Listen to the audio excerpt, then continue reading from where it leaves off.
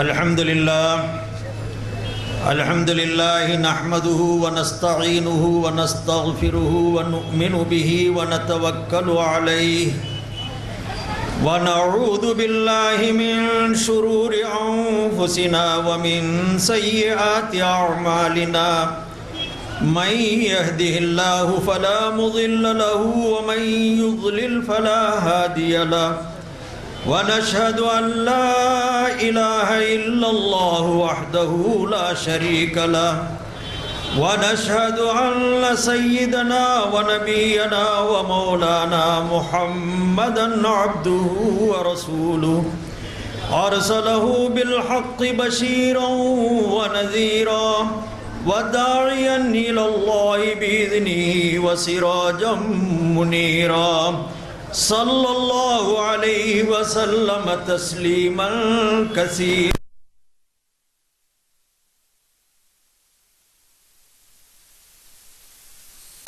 الرجيم بسم الله الرحمن الرحيم فما لكم في المنافقين فئتين والله أركسهم بما كسبوا أتريدون أن تهدوا من أضل الله ومن يضلل الله فلن تجد له سبيلا صدق الله العلي العظيم.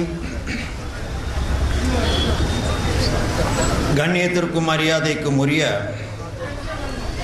சங்கைமிகு கூட்டத்தின் தகுதி வாய்ந்த தலைவர் அவர்களே,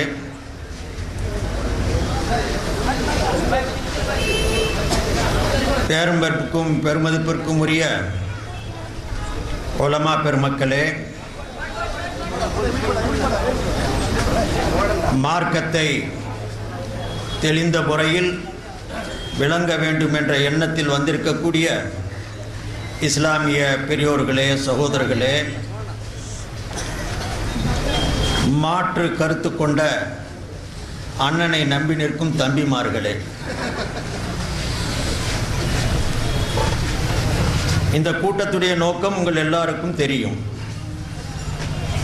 சென்ற மாதம் ஒரு கூட்டம் நடத்தப்பட்டு அந்த கூட்டத்தில் பேசப்பட்ட பேச்சுக்கள் அல்ல, ஏச்சுக்கள் எண்ணற்ற முறையிலே அவர்களால் விமர்சிக்கப்பட்ட பேரறிஞர் பெருமக்கள், நாதாக்கள், சஹாபாக்கள், நபிமார்கள் அனைவரையும் விமர்சித்து ஒரு பெரிய உரையாற்றி அவர்கள் நிறைவு செய்திருந்தார்கள். கூட்டத்துடைய தலைப்பு இறுதி நபித்துவம். காதியானிகளுக்கு எதிராக நடத்தப்பட்ட கூட்டம்.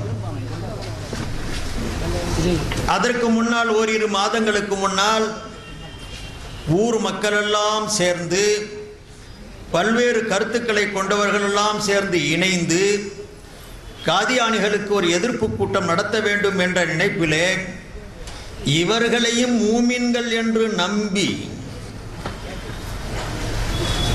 இந்த மஜ்லிஸுல் உலமா சபை இறுதி நபித்துவத்தில் உரையாற்றுவதற்கு இந்த அண்ணனையும் நம்பி இருக்கின்ற கூடிய தம்பிமார்களையும் அழைத்தார்கள். நான் இங்கே வந்து அத்தனையும் விசாரித்தேன்.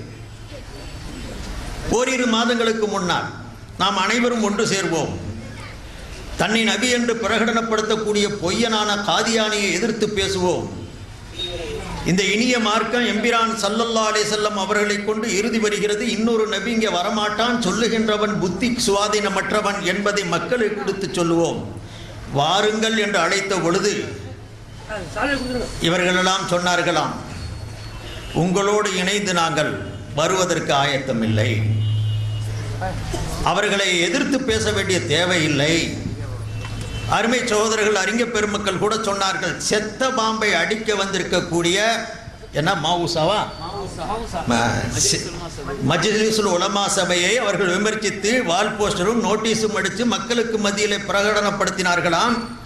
காதியானி என்பவன் ஒரு செத்து போன பாம்பு, அந்த செத்த பாம்பை அடிப்பதற்கு மாவுசா திரண்டு இருக்கிறது என்று கூறி இதிலே நாம் கலந்து கொள்ள மாட்டோம், எங்களுடைய தனித்தத்துவம் போயிரும், உங்களோடு இணைய மாட்டோம் என்று ஒதுங்கி போனார்கள். அந்த செத்த பாம்பு உயிர் பெற்று 2 மாதத்துக்கு பிறகு வந்துருச்சு. இவன் கூட்டம் நடத்த ஆரம்பிச்சிட்டான். அதற்கு காரணம் என்ன? அந்த மாவுசா நடத்திய அந்த திரண்ட கூட்டத்தை பார்த்து கதிகலங்கி போனார்கள். தம்பிமார்களும் பிரிஞ்சு போயிடுவானுங்களோ என்னமோங்கிற சந்தேகம் வந்துருச்சு. இந்த கூட்டத்தை நம்பி நம்ம இருக்கிறோமே, இவர்கள் எல்லாம் சேர்ந்து அங்கே போய் மாறி போயிடுவாங்களோ கூடிய இந்த பயம் வந்த உடனே 2 மாதம் 3 மாதத்துக்கு பிறகு சென்ற மாதம் ஒரு கூட்டத்தை நடத்தி அதில் பெரும் ஆர்ப்பாட்டங்களும் அமர்க்கலங்களும் செய்து முடித்திருக்கிறார்கள். அருமை சகோதரர்களே, நான் கூட உங்களுக்கு முன்னால் வாசித்த ஒரு ஆயத்தை ஏன் தேர்ந்தெடுத்தேன் என்று சொன்னால், இவர்களுடைய இந்த காதியானி எதிர்ப்பு கூட்டம் என்று சொல்லி அறிஞர் பெருமக்களை சாடினார்களே போன்ற மாதம் அதை சீடியாக அவர்கள் பிரிண்ட் செய்து கொடுத்திருக்கிறார்களே, அதில் முதலில் காரி சுதைசி என்று நினைக்கிறேன், அவர் இந்த ஆயத்தை தான் ஓதி காட்டியிருக்கிறார். அந்த ஆயத்தை பிடித்து தான் அவருடைய சீடியை பரப்பியிருக்கிறார்கள். பேச்சுடைய துவக்கம் அண்ணனுடைய பேச்சு, அவரை சார்ந்திருக்கக்கூடியவரை பேச்சு. அண்ணன்கிறது நான் அடைமொழியாக சொல்கிறேன், மரியாதையாக சொல்கிறாண்டி என் மேலே கோவிச்சிடாதீங்க. ஒரு அடைமொழி என்ற பெரிய அண்ணன் கடைசியாக தஜ்ஜால் வருவான். நான் சொல்கிறேன் அந்த ஆயத்தெல்லாம், அந்த ஹதீஸுகளையும் சொல்கிறேன் நான் உங்களுக்கு. இதெல்லாம் சின்ன அண்ணமா இருக்க, சன்னஞ்சன்னமாக வருவானுங்க, பின்னால் பெரிய ஆள் வருவான். அருமை சோதர்களே, அந்த சீடியுடைய துவக்கத்திலே இந்த ஆயத்தை தான் ஓதி காட்டப்பட்டிருக்கிறது அல்லது பதிவு செய்யப்பட்டிருக்கிறது. அதில் என்ன அந்த ஆயத்திலே அல்லாஹ் குறிப்பிடுகிறான், அது இந்த மாவுசாவை பற்றி, மஜ்லிஸுல் உலமா சபையை பற்றி பார்த்து சொன்னதை போன்று எனக்கு படுகிறது. இந்த முனாஃபிக்குகளை போய் மூமின்களா நீங்க நினைச்சிருந்திருக்கிறீங்களே, உங்க கூட்டத்துக்கு இவர்களை போய் அழைச்சிருக்கிறீங்களே. சில பேர் அழைக்கலாம், சில பேர் அழைக்க வேண்டாம்னு சொல்லி விதர்ப்பப்படுற அளவுக்கு இவங்க ஈமான் உள்ள கூட்டமா? இது முனாஃபிக்கான கூட்டமாச்சே. இந்த கூட்டத்தில் உங்களுடைய கூட்டத்தோடு இணைந்து காதியானிகளுக்கு முரணாக பேசுவதற்கு ஏன் அழைத்தீர்கள் என்று கேட்பதை போன்று இந்த திருவசனம் அமைகிறது. ஃபமாலக்கும் ஃபில் முனாஃபிகீன ஃபிஅத்தைன், இந்த முனாஃபிகீன்களுடைய விஷயத்திலே இரு கூறாக, இரு சாராராக ஏன் பிரிந்தீர்கள்? இவர்களை மூமின் என்றா நம்பினீர்கள்? வல்லாஹு அர்கஸஹும் பிமா கஸபு, இவர்களுடைய செயல்பாடுகளின் காரணத்தினால் அல்லாஹ் இவர்களை தலைகீழாக கவிழ்த்து வைத்திருக்கிறான். இப்படிப்பட்டவர்களை போய் நீங்கள் அழைக்கிறீர்கள், இருகூறாக பிரிகிறீர்கள், மூமின் என்று நினைக்கிறீர்களா? இவர்களையும் உங்களுடைய மாவூசாவில் இணைத்து மூமின்களை போன்று மக்களுக்கு மத்தியில் வெளிப்படுத்தவா விரும்புகிறீர்கள்? அதுரீதுன அன் தஹ்து மன் அதல்லல்லாஹ், அல்லாஹ் யாரை வழிகேட்டிலே ஆக்கி வைத்திருக்கிறானோ அவர்களை நேர்வழியின் பக்கம் கொண்டு வரவா விரும்புகிறீர்கள்? அல்லாஹ் யாரை கெடுத்து விட்டானோ அவர்களுக்கு நீங்கள் வழி கொடுக்க முடியாது என்று இந்த திருவசனம் கூறுகிறது. மாவூசாவிற்கு இந்த கூட்டத்தை பற்றி எடுத்து சொன்னதை போன்று இந்த வசனம் அமைகிறது. சகோதரர்கள், நபியுடைய காலத்தில் இருந்த முனாஃபிக்கீன்களை சொல்லப்பட்ட இந்த வசனம்தான் இக்கால முனாஃபிக்களுக்கும் இது பொருந்துகிறது என்ற வகையிலே தான் அவர்களே தங்களுடைய சீடியுடைய துவக்கத்தில் இதை பிரிண்ட் செய்திருக்கிறார்கள் நினைக்கிறேன். அருமை சகோதரர்களே,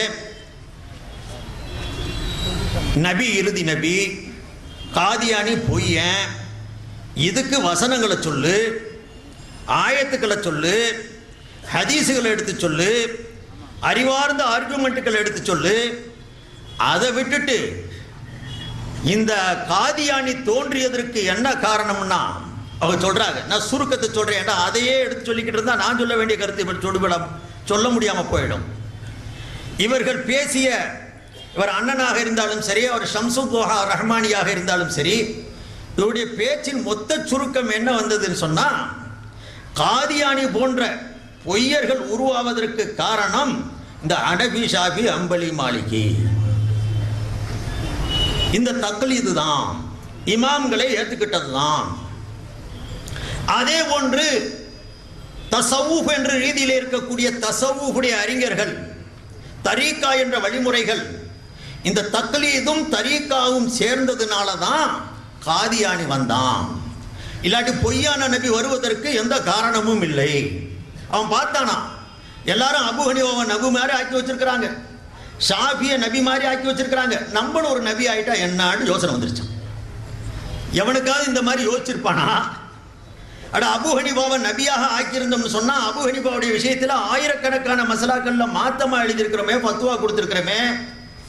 அவர்களுடைய அந்த ஆய்வு சட்டங்களுக்கு முரணான எத்தனையோ தீர்ப்புகள் வழங்கப்பட்டிருக்கிறது. ஹனபிகள் அபு ஹனீஃபாவை இறைவனாகவோ இறைவனுடைய ரசூலுடைய ஸ்தானத்திலோ வைத்தாயிருந்தார்கள். எத்தனை பேரும் பொய்யர்கள் இவர்கள். ஷாஃபி மதுஹபை பின்பற்றுபவர்கள் ஷாஃபியை என்ன நபியாகவா ஏற்றிருந்தார்கள்? அருமை சகோதரர்களே, சொல்லாத கருத்தை மக்களுக்கு மத்தியில் எடுத்து வைத்து அவர்கள் விமர்சனம் என்ற பெயரில் தரக்குறைவான வார்த்தைகளை பயன்படுத்தி குறை கண்டார்கள், குறைபடுத்தினார்கள். ஹஜ்ரத் அவர்கள் குறிப்பிட்டது போன்று சிரிக்க வைத்தார்கள், கைகொட்ட வைத்தார்கள். அதிலேயும் அன்னை இமாம் கசாலியையும் அந்த பாவப்பட்ட இப்னு அரபியையும் படுத்தின வாடு. கூட்டத்தில் வச்சு கசாலின்னு ஒருத்தன் இருந்தான். எப்படிப்பட்ட பேச்சு பாருங்க. நாங்கள்லாம் சிறுபிராயத்தில் அவரை மாதிரி எங்களுக்கு உள்ளங்குடம்லாம் வேண்டிக்கிட்டு இருந்தாங்களாம். அவர் சின்ன பிராயத்தில் மதரசாக்கள்ல சோறு திண்டாலும் சொல்லுவாங்களாம். என்ன ஒரு கப்சா பாருங்க. அப்படி என்ன சொன்னா, நவ்விர் இலாஹ ஸமா கல்பல் கரீபி கமா நவ்வர்த கல்ப இமாம் இன்னாசி கஸாலி. இதெல்லாம் தெரியாம பாடி போட்டான் அந்த காலத்துல. உண்மையில் அந்த கஸாலி தான் இந்த சமுதாயத்தை கெடுத்தான். எவ்வளவு ஒரு மோசமானது சகோதரர்களே. உலகத்தில் தோன்றிய எத்தனை பெரும் அறிஞர்களாக இருந்தாலும் சரி, அவர்கள் எழுதிய நூல்கள் எண்ணற்ற அளவில் இருந்தாலும் சரி, எல்லா அறிஞர்களும் குர்ஆனை போன்று தவறில்லாமல் எழுதிவிட்டார்கள் என்று சொல்ல முடியாது. யாரும் வாதிக்கவும் இல்லை. மனிதர்களால் எழுதப்படக்கூடிய நூல்களும் கருத்துக்களிலும் சில தவறுகள் கூட இடம்பெறலாம். அந்த தவறுகள் நமக்கு பிடிக்கவில்லை என்று சொன்னால் விமர்சனமும் செய்வதிலே தவறும் இல்லை. அதற்கு வரைமுறை இல்லையா? அதற்கு ஒரு எல்லை இல்லையா? அதை இந்த மாதிரியா விமர்சிக்க சொல்லி இருக்குது. மடையன்ட்டு, அறிவு கட்டவன் என்று சொல்லி, ஒன்றும் தெரியாதவன் சொல்லி, காபீர் என்று சொல்லி, ஷைத்தான் என்று சொல்லி, அவர்கள்லாம் இந்த ஒரு சின்ன சிறிய செய்த தவறுகளுக்கெல்லாம் ஷைத்தான்டா உடனே எவ்வளவு பெரிய ஷைத்தான் சொல்றது? உன்னுடைய நூல் பூராமே தவறுகளால் நிறைஞ்சிருக்குது. நான் இன்ஷா அல்லாஹ் அது ஒரு சில உதாரணங்களை உங்களுக்கு முன்னால காட்டுறேன். காஜா ஹஜ்ரத் உங்களுக்கு எடுத்து காட்டினாங்க குர்ஆன்லயே எப்படி கை வச்சிருக்கிறாங்கன்னு சொல்லி. அருமை சகோதரர்களே, பெரியவர்களை விமர்சித்து இத்தனை மோசமான கருத்துக்களை பரப்ப வேண்டிய என்ன தேவை இருந்துச்சு? அதை தவிர இவர்களுக்கு பேசவே தெரியாது. இந்த இமாம்களை விமர்சிக்கிறதும் பெரியார்களை விமர்சிக்கிறதும் ஹஜ்ரத் குறிப்பிட்டது போன்று இப்ப ஆட்டை கடிச்சு மாட்டை கடிச்சு சஹாபாக்களை விமர்சித்து நபியையே விமர்சிச்சாச்சு. உண்மையில இதெல்லாம் கியாமத்துடைய அடையாள சோதர்களே. இறுதி நாளையில இப்படி வரும்னு நபிகள் நாயகம் ஸல்லல்லாஹு அலைஹி சொல்லியிருக்காங்க. இவங்க அட்ரஸ் எல்லாம் முழுக்க ஹதீஸ்ல இருக்குது. இவங்களை பத்தி பூரா அல்லாஹும் அல்லாஹ்வுடைய ரசூலும் சொல்லி காட்டியிருக்கிறாங்க. திருமதி ஷரீஃபில் ஒரு ஹதீஸ் வருது. நபி ஸல்லல்லாஹு அலைஹி வஸல்லம் சொன்னாங்க, என் சமுதாயத்தில் ஒரு 15 விதமான குணங்கள் வந்துருச்சுன்னா, மோசமான சூழ்நிலையில பாரு, புயல் காற்றடிக்கும், நிலநடுக்க ஏற்படும், உருமாற்றங்கள் ஏற்படும், கடல் கொந்தளிப்பு ஏற்படும், கியாமத்து ஏற்படுவதற்குண்டான முன் அறிவிப்புகள் இவை. அந்த 15 குணங்கள் எனது சமுதாயத்தில் ஏற்பட்டுருச்சுன்னு சொன்னா கியாமத்து நெருங்கிக்கிட்டு இருக்குன்னு விளங்கிக்க ஸல்லல்லாஹு அலைஹி வஸல்லம் சொன்னாங்க. அந்த 15 நான் சொன்னா ரொம்ப நேரம் ஆயிடும். சுருக்கமா சொல்லி அந்த 15ல 15ஆவதாக, மற்றதெல்லாம் சொன்ன நேரமாகும். ஹஜ்ரத்துமார்கள் அடிக்கடி இந்த ஹதீஸை சொல்லியும் இருப்பாங்க. ஸல்லல்லாஹு அலைஹி வஸல்லம் அதில் சொல்லும் பொழுது சொன்னாங்க, பொது சொத்தெல்லாம் அபகரிக்கப்படும், கபலீகரம் செய்யப்படும். அதில் அண்ணே ஸ்பெஷலிஸ்ட்டு. அதெல்லாம் எந்த சந்தேகம் கேட்டு பாருங்க, தமுமுகவுக்காரங்க அவங்க சொல்லுவாங்க, அல்லது பாக்கரை கேட்டு பாருங்க அவர் சொல்லுவார், அல்லது ஜாக்க கேளுங்க சொல்லுவாங்க, மாக்க கேளுங்க சொல்லுவாங்க, கடைநல்லூர் டிஎன்டிஜியை கேளுங்க சொல்லுவாங்க, எம்எம்ஜியை கேளுங்க சொல்லுவாங்க. இப்போ என்னமோ டிஎம்ஜி அந்த ஜி இந்த ஜின்னு நிறைய ஜீக்கள் வந்திருக்குது. இப்போ அவங்கள கேளுங்க, இது பொருளாதாரத்தில் சுருட்டுறது எந்த அளவுக்கு அன்னை ஸ்பெஷலிஸ்ட்னு தெரியும். நம்ம அந்த விஷயத்துக்கு போகல, தனிப்பட்ட பிரச்சனை அது அவங்களுக்குள்ள நடந்துட்டு போகுது. ஆனால் ஹதீஸ்ல அடையாளமாக காட்டப்பட்டிருக்குது, பொதுசா வழங்கி சொத்தை சுருட்டி சொந்தமாக்கிடுவான். ஸல்லல்லாஹு அலைஹி வஸல்லம் சொன்னார்கள், இதா கானல் மக்னமு துவலன் வல் அமானத்து மக்னமன் வஸ் ஸகாத்து மக்ரமன். நீளமான ஹதீஸ். அதுல ஸல்லல்லாஹு அலைஹி வஸல்லம் சொன்னாங்க, அடையாளத்தில் ஆண்கள்லாம் மனைவி தாசர்களா போவாங்க, பொண்டாட்டி பேச்சுக்கு அடங்குறவனா மாறுவான், தாயை துன்புறுத்துவான். இதெல்லாம் செய்ய வச்சுட்டாங்க இந்த ஆளுங்க. அப்படித்தான் ஆச்சு. எத்தனை தாய்மார்களுக்கு செலவுக்கு கொடுக்காம பட்டினியா போட்டிருக்கிறாங்க இவங்களுடைய கொள்கையில இல்லைங்கிற காரணத்தினால சகோதரர்கள். தனது சொந்த தாய்மார்களையும் தந்தையர்களையும் சிம்சப்படுத்துறதுல இந்த கூட்டம் மாதிரி வர கூட்டம் இருக்க முடியாது. குர்ஆன் சொல்லுது வஸாஹிபுஹுமா ஃபித் துன்யா மஅரூஃபா. தாய் தந்தையர்கள் காஃபிரா இருந்தா கூட உலக விஷயத்துல நல்ல முறையில் நடக்கணும்னு குர்ஆன் நமக்கு படித்து கொடுக்குது. தர்காவுக்கு போயிருச்சான், அவுலியாக்களை நம்பிருச்சான், அதுக்காண்டி செலவுக்கு காசு இல்லை, பட்டினி கடை, கஷ்டப்படுத்து. இது நபிகள் நாயகம் ஸல்லல்லாஹு அலைஹி வஸல்லம் முகவரியை காட்டினாங்க, யாருன்ட்டு சொல்லி காட்டியிருக்கிறாங்க. அக்த உம்மஹு வ பர்ர சதீகஹு வ ஜஃபா அபாஹு. நண்பர்களை ரொம்ப நல்லறம் செய்வார்கள், நண்பர்களுடனே பெற்ற தந்தையை தூரமாக வச்சிருப்பான், இணங்கி போக மாட்டான். ஸல்லல்லாஹு அலைஹி வஸல்லம் சொன்னார்கள், வர்தஃபாத்தில் அஸ்வாத்து ஃபில் மசாஜிதி. மஸ்ஜிதுகளில் கூச்சலும் குழப்பமும் அதிகரிக்கும். கியாமத்துடைய அடையாளங்கள்ல ஸல்லல்லாஹு அலைஹி வஸல்லம் எண்ணி சொல்லி ஒரு நீண்ட பட்டியலை கொடுக்குறாங்க சகோதரர்களே. 15வது ஒரு வார்த்தை சொல்லியிருக்கிறாங்க, வலஅன ஆகிரு ஹாதிஹில் உம்மத்தி அவ்வலஹா. இந்த 14 அடையாளமும் இருக்குது, 14 அடையாளமும் வந்திருக்குது. 15வது அடையாளம் இந்த கூட்டத்தை முழுக்க தோல் உரிச்சு காட்டுறது மாதிரி அடையாளம். என்ன அர்த்தம்? அதற்கு மாதிரி இருக்கிறாங்க, கேட்டு பாருங்க. இந்த சமுதாயத்தில் பின்னால் வருபவர்கள் முன்னால் வந்தவர்களை ஏசுவார்கள், பேசுவார்கள், விமர்சிப்பார்கள். 15வது அடையாளம் பட்ட பகல்ல பட்டவர்த்தனமா சொல்லதை போன்று ஸல்லல்லாஹு அலைஹி வஸல்லம் சொன்னாங்க, வலஅன ஆகிரு ஹாதிஹில் உம்மத்தி அவ்வலஹா. இந்த உம்மத்திலேயே கடைசியில வர்றவன் வரக்கூடியவர்கள் முன்னால் சென்றவர்களை. யார் முன்னால போனவங்க? யாருங்க முன்னால போன? கஸாலி போயிட்டாரு, இப்னு அரபி போனாரு, சஹாபாக்கள் போனாங்க, இமாம்கள் போனாங்க, தக்லீத் செய்த எண்ணற்ற கோடான கோடி அறிஞர் பெருமக்கள் சொன்னாங்க. போனவங்க அத்தனை பேரையும் விமர்சனம், ஏச்சு, நையாண்டி, பேச்சு. அருமை சகோதரர்களே, இப்ப ஸல்லல்லாஹு அலைஹி வஸல்லம் எவ்வளவு தெள்ள தெளிவா ஒரு அடையாளத்தை சொல்லி இருக்கிறாங்கன்னா, அப்பவாது விளங்க வேண்டாமா இந்த கூட்டத்தை? எப்படி விமர்சனம் பண்றாங்க? கஸாலிக்கு இப்படி அவர் சொல்லணும் வார்த்தையை, அடைமொழிய. ஆட்களை தரம் போடக்கூடிய நூல்களும் உண்டு. அல்ஹம்துலில்லாஹ், இந்த சமுதாயத்திற்கு சேவை செய்த அறிஞர் பெருமக்கள், ஹதீசுகளா வல்லுநர்கள், வரலாற்று ஆசிரியர்கள் ஒவ்வொருவர்களையும் பகல்ல தெள்ள தெளிவாக பார்ப்பதை போன்று வாழ்க்கை வரலாற்றை வகுத்து தொகுத்து கொடுத்திருக்கிறார். அதுலேயும் குறிப்பா அல்லாமா ஷம்சுத்தீன் ஸஹபி ஒரு பிரபலமான அறிஞர். இவர்கள் அடிக்கடி அவருடைய பெயர்களையும் குறிப்பிடுவார்கள். அறிவிப்பாளர்களுடைய தொடரை எடுத்து காட்டும் பொழுது அவருடைய பிரபலமான நூட்கள், அனைத்து சமுதாயத்தினாலும் அங்கீகரிக்கப்பட்ட அவருடைய கருத்துக்கள். அவர்களுடைய ஒரு பிரபலமான நூல் சியரு ஆலாமின் நுபலா, பெரியவர்களுடைய வாழ்க்கை வரலாறு, முன்னோர்களுடைய வாழ்க்கை என்ற ஒரு நூலை பல பாகங்களிலே அவர் தொகுத்து, அதிலே ஒரு பாகத்தில் இமாம் கஸாலி அவர்களை பற்றி அவர் என்ன சொல்லியிருக்கிறார் என்பதை நான் குறிப்பிட்டு காட்ட விரும்புகிறேன். நீண்ட நெடிய அவருடைய விமர்சனத்தை கொடுக்கிறார்கள்.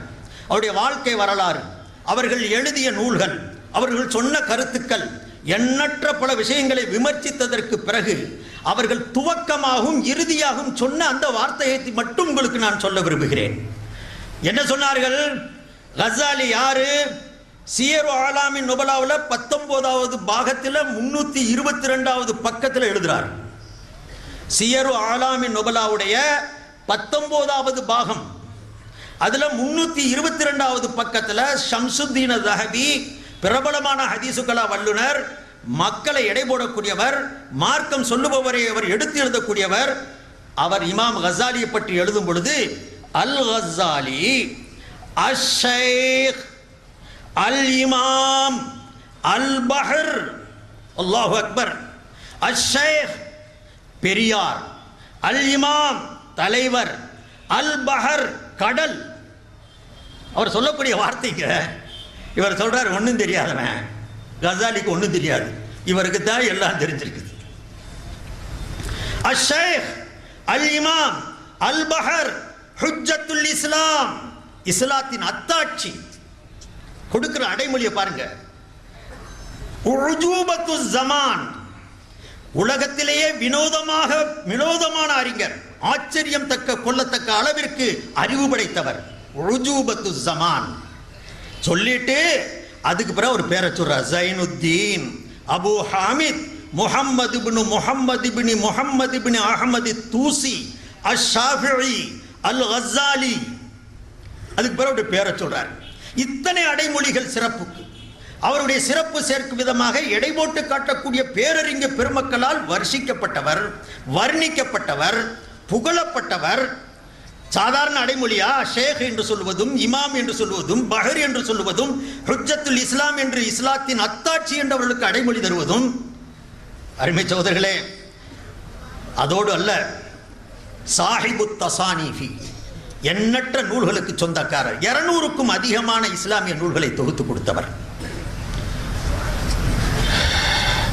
மார்க்கத்திற்கு ஒரு கலங்கரை விளக்காக இருந்தவர்கள், தெளிவான அளவுகோலாக இருந்தவர்கள். வஸ்ஸகாவுல் முஃப்ரித் பிரமாதமான அறிவுக்கு சொந்தக்காரர் என்று சொல்லிவிட்டு இறுதியாக சொல்லும் பொழுது ஃபரஹிமல்லாஹு அல் இமாம அபா முஹம்மதின் ஃபஐன மிஸ்லுஹு ஃபி உலூமிஹி வ ஃபலாயிலிஹி வலாக்கின் லா நத்தஇ இஸ்மத்தஹு மினல் கலத்தி வல் ஹதை.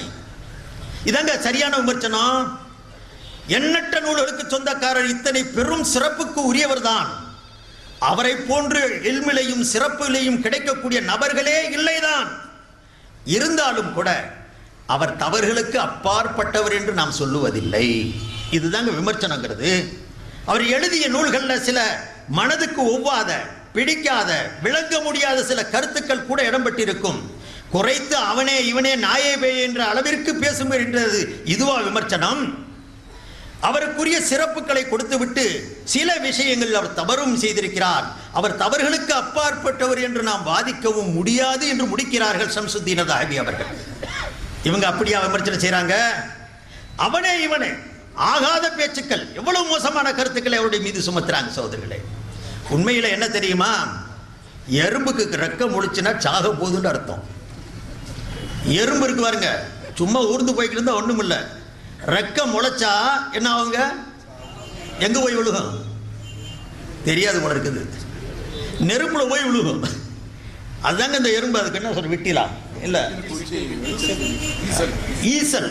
ஈசல்னு சொல்றோம் பாருங்க. ஈசல் என்ன? அது எறும்பு தான். ரெக்க முளைச்ச உடனே என்னவாகும்? பறந்து போய் நெருப்புல விழுகும். அதனால எறும்புக்கு ரெக்க முளைக்குது, ரொம்ப உயரமா பறக்குதுனால எங்கேயும் போய் நெருப்புல விழுக போகுது, சாக போகுது, அழிய போகுதுன்னு அர்த்தம். ஆனால் அழிவுக்கு எப்போ இருக்குன்னு நம்ம சொல்ல முடியாது, அதுக்கு அல்லாஹ் முடிவு வச்சிருப்பான். அரபிய கவிஞர் சொல்றான், வைதா மாராதல்லாஹு இஹ்லாக நம்லத்தின் சமத் பிஜனாஹைஹா இலல் ஜவ்வி தஸ்அது. அல்லாஹ் ஒரு எறும்பை அழிக்க நினைச்சா அதுக்கு ரெக்கையை கொடுத்துருவான். அது உயர பறந்து போய் ஈசலா மாதிரி நெருப்புல விழுந்து சாகும். கவிங்க எதுக்கு சொல்றான்னா, அர்ப்பனுக்கு காலம் வந்தா அர்த்த ராத்திரில கூட பிடிப்பானா சொல்லுவான் தமிழ்ல பழமொழி. ஆனால் ஆகாதவன் போகாதவனுக்கு மேடை கிடைச்சிருச்சுன்னு வைங்க, மைக்கு கிடைச்சிருச்சுன்னு வைங்க, அது கசாலியாவது வசாலியாவது திட்டுவான். இது என்ன? ரெக்க முளைச்சிருச்சுன்னு அர்த்தம். அப்பதான் இந்த மாதிரி பேச்சுக்கள்லாம் அவனுக்கிட்ட வரும். ஆனா எப்ப அழிவுக்கு காரணம் நம்ம சொல்ல முடியாது. பிறவனுக்கே 400 வருஷம் எல்லாம் கொடுத்தான், காதியானிக்கு 69 வயசை கொடுத்தான். இந்த காதியானிக்கு எவ்வளவு வயசோ நமக்கு தெரியாது. உண்மையில காதியானி இவர் தாங்க. நான் காட்டுறேன் உங்களுக்கு காதியானுக்கு இவருக்கு இருக்கக்கூடிய ஒத்துமை என்னன்ட்டு. அதனாலதான் உங்க கூட சேர மாட்டேன்றது அது வழங்குச்சா. அதுக்கு பிறகு தொழில் மோதல் ஆயிடுச்சு. என்னடா அந்த காதியானி பெரிய ஆளா போயிடுவானா என்ன மட்டும் இந்த காதியானி கிளம்புனது, வேற எந்த காரணமும் அல்ல. இது என்ன தக்லீது செஞ்சதுனாலே அவன் வந்தான் காதியானி? காதியானி தக்லீதுனால உண்டானவனா? ஸல்லல்லாஹு அலைஹி வஸல்லம் பொய்யான நபி வருவானுங்கன்னு சொல்லி எண்ணற்ற ஹதீஸ்ல ஸல்லல்லாஹு அலைஹி வஸல்லம் சொல்லி இருக்கிறாங்க. நபியுடைய காலத்திலேயே கூட அஸ்வத் அனசி இருந்தான், தன்னை நபின்னு வாதிச்சான். ரசூலுல்லாவுடைய தகப்பனாருடைய வயசுக்குள்ளவன் அவன், கேட்டுப்ப அவன் தன்னை நபின்னு சொன்னான். அவங்க காலத்திலேயே முசைலமத்துல் கஸ்ஸாபு நபின்னு சொன்னான். என்ன அவங்கள தக்லீதுனால வந்தவங்களா? அவனா இமா ஹனபி ஷாஃபி அம்பலி மாலிக்கை பின்பற்றினால ரசூலுல்லாஹ் காலத்தில் வந்துட்டாங்களா? அட நபி சொல்லி இருக்கிறாங்க நிறைய. நபின்னு என் பேரை சொல்லி இதை வருவானுங்க பேரை நபின்னு சொல்லி பொய்யனுங்க. ஒரு ஹதீஸ்ல ஸல்லல்லாஹு அலைஹி வஸல்லம் சொன்னாங்க, 30 நபிமார்கள் என்ற பேர்ல வருவானுங்க. பொய்யான நபிகள் 30 பேர் வருவான். தன்னை நபின்னு சொல்லுவான். வான ஹாத்தமுன் நபியின லா நபிய பாதி, நான் தான் இறுதி நபி, எனக்கு பிறகு நபி இல்லை, ஆனா வர்றவன் வந்துகிட்டே இருப்பான். ஸல்லல்லாஹு அலைஹி வஸல்லம் சொல்லி இருக்கிறாங்க. இப்ப அஸ்வத் அனசி வந்தானே, எதனால வந்தான்? நபி சொல்லி காட்டினாங்க. அவன் என்ன தக்லீதுனால வந்தானா? மதுஹப பின்பற்றினதுனால வந்தானா? தசவுல போனதுனால வந்தானா? தரித்திரம் முடிச்சவனுக்கு வாழ்க்கை கட்டிச்சு வந்து சேர்ந்தான். அதானுங்க நடந்தது. அவனை ஏத்துக்கிறாதவங்களை ஏசவும் செஞ்சான், கொலையும் கூட செஞ்சான். யார்? அஸ்வத் அனசி. நபியுடைய காலத்தில் இருந்தவங்க. பெருமானார் ஸல்லல்லாஹு அலைஹி வஸல்லம் ஒரு ஹதீஸ்ல சொன்னாங்க, நான் படுத்திருந்தேன், தூங்கின நேரத்தில் ஒரு கனவு கண்டேன். ஹதீஸ் புகாரில இருக்குது. அபூ ஹுரைரா ரலியல்லாஹு அன்ஹு அறிவிக்கிறாங்க, பைனமான நாயிமுன் ரஐது ஃபி யதைய சிவாரைனி மின் ذهبின் ஃபஅஹம்மனி ஷஅனுஹுமா ஃபஊஹிய இலைய ஃபில் மனாமி அனின்ஃபுஹுமா ஃபனஃபக்துஹுமா ஃபதாரா ஃபஅவ்வல்துஹுமா கذா பைனி யخرجானி மின் பாதி ஃபகான அஹதுஹுமா அல் அனசிய வல்லாஹரு முஸைலமத்தல் கذாப சாஹிபல் யமாமா. ஹதீஸ் இருக்குது, புகாரி ஷரீஃப்ல இருக்குது. படுத்து தூங்குனே ஒரு கனவு கண்டேன். என் முன்னால ஏராளமான பொக்கிஷங்கள் காட்டப்பட்டது. அதுல ஏன் 2 கைகள்ல 2 தங்க வளையல் வந்துச்சு. கையில, நபியுடைய கையில தங்க வளையலா? இதை பார்த்து திடீர்னு அது பெருசாகவும் ஆரம்பிச்சிச்சு. அந்த வளையல் அதிகமா, தங்க வளையல் பெருக பெருக எனக்கு பெரிய கவலை வந்துச்சு.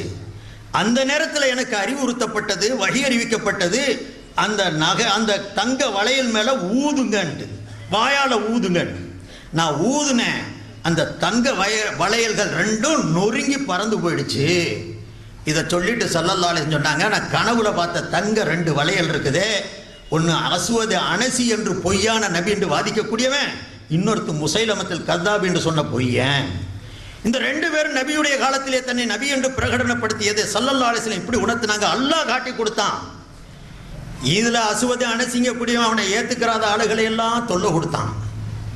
எது வரைக்கும் சொன்னா, இந்த அஸ்வத் அனசிங்க கூடியவன் யமனுடைய தேசத்தில் சன்னாவுடைய அந்த தலைநகரத்தில் இருந்தான்.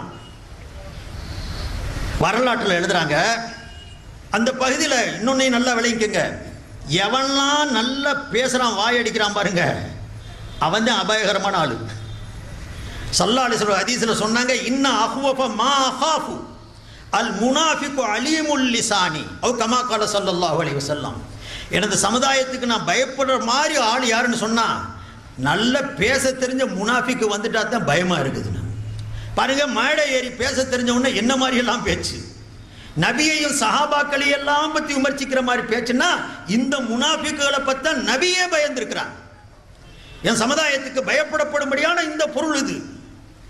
இப்ப இவங்க முஸைலமத்துல் கذாபும் அதே மாதிரி மிகப்பெரிய பேச்சாளி, மிகப்பெரிய எழுத்தன், நல்ல மிகவும் நாவன்மை மிக்கவனாக இருந்திருக்கிறான். அதனால ஒரு சமுதாயமே அவன் கூட கூச்சு. அருமை சகோதரர்களே, அந்த நாளில் ஒரு சம்பவம் கூட எழுதுறாங்க. அபுல் முஸ்லிம் அல் ஹவுலானின்னு சொல்லி ஒரு பெரியவர் இருந்தார். ஸல்லல்லாஹு அலைஹி வஸல்லத்துடைய காலத்தில் நடக்கிற நிகழ்ச்சி இது. நபி ஸல்லல்லாஹு அலைஹி வஸல்லம் காலத்திலேயே அபு முஸ்லிம் இருந்தார். ஆனால் யமன் தேசத்தில் இருந்தார். இங்கே வர்றதுக்கு உண்டான வாய்ப்பு இல்லை, மதீனாவுக்கு வர்றதுக்கு, மக்காவுக்கு வர்றதுக்கு. அதனால் நபியை பார்க்குற வாய்ப்பு கிடைக்கல அவருக்கு. அங்கே இருந்த நிலையிலேயே நபிகள் நாயகம் ஸல்லல்லாஹு அலைஹி வஸல்லத்து மேலே ஈமான் கொண்டார். ஈமான் கொண்டு